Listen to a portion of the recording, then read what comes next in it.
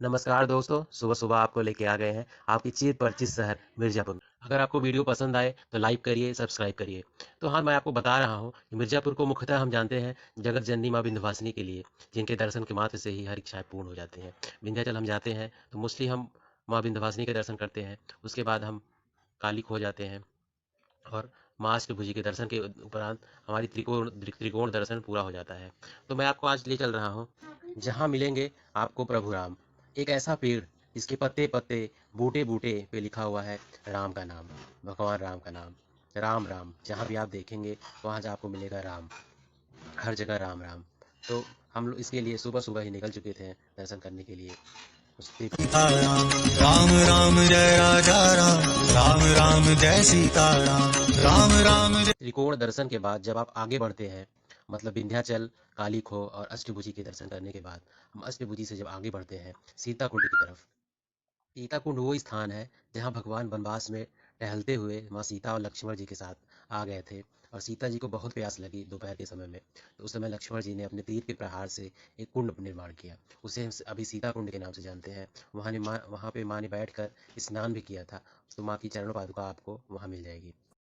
राम राम जय राजा राम राम राम जय सीता राम राम राम जय राजा राम राम राम जय सीता राम राम राम जय राजा राम राम राम जय सीता राम राम राम जय राजा राम राम राम जय सीता राम राम राम जय राजा राम राम राम जय सीता राम राम राम जय राजा राम राम राम जय सीता राम राम राम जय राजा राम राम राम जय सीता राम राम राम जय राजा राम राम राम जय। तो अब हम लगभग पहुंच चुके हैं सीता कुंड के पास, जहां माँ सीता ने पानी पिया था और स्नान किया था।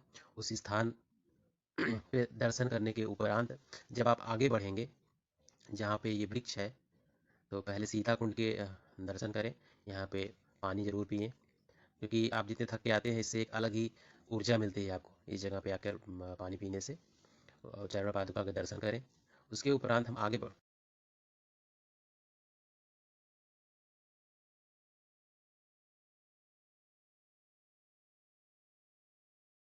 अब हम पहुंच गए हैं बंगाली माँ के आश्रम में।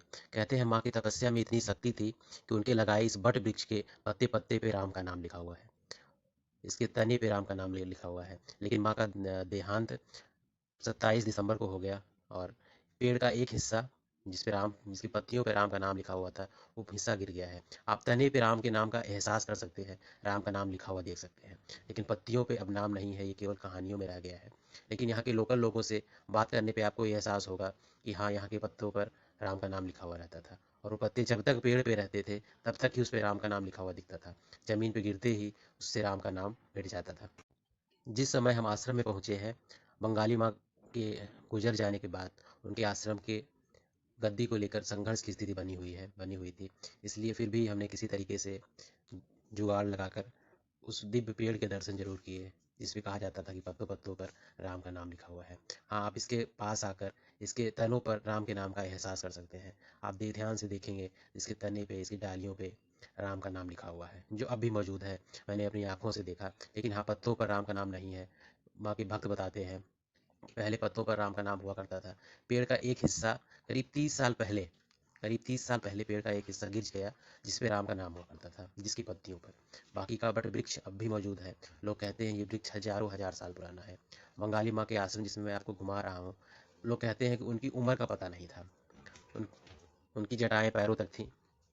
बंगाली माँ की समाधि के दर्शन और इस दिव्य बट वृक्ष के दर्शन करके बहुत ही दिव्य अनुभूति की प्राप्त हुई। आप भी अगर समय निकाल सकें तो एक बार यहाँ जरूर आएँ। विंध्याचल से ज़्यादा दूरी नहीं है यहाँ की, विंध्याचल से 5 से 7 किलोमीटर पड़ता है। तो एक बार जरूर आएँ प्रभु राम के दर्शन करने। बहुत बहुत धन्यवाद। वीडियो पसंद आया हो तो लाइक करें, सब्सक्राइब करें। राम राम जय राजा राम राम राम जय सीता राम राम राम जय राजा राम राम राम जय सीता राम राम राम जय राजा राम राम राम जय सीता राम राम राम जय राजा राम राम राम जय सीता राम राम राम जय राजा